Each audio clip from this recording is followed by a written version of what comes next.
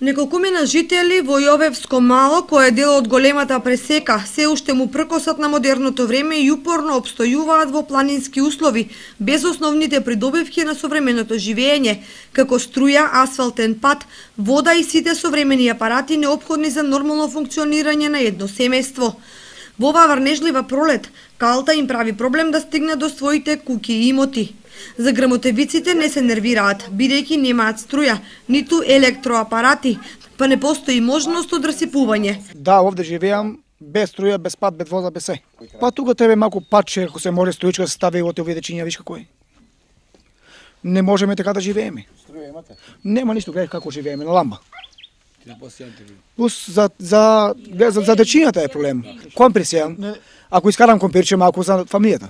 Друго нема. Али нема услови, нема патишта, нема вода, нема струи.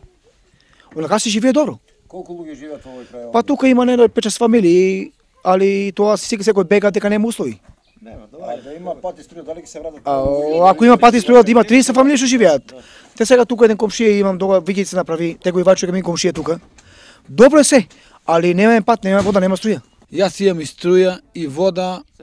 Ја имам тие разработи средени, а ово мало што е Јовевци, нема струја. Еве сега млади деца има фамилија, оваа е млада фамилија. Сега кај нас последен пат свадба имало 81 година. Фактички ово е село више на пропаст. За 10 години ово село ќе нема ни еден човек. Многу тешко. Без струја, без пат, без вода. Најпрво е пату и струјата. За нас, мислам. Младите. За да можат и децата и да учат. Јас живеам тука 9 години без струја. Тука сам нон-стоп 9 години. И без струја, и без пат правиме го заедно со мажо ми.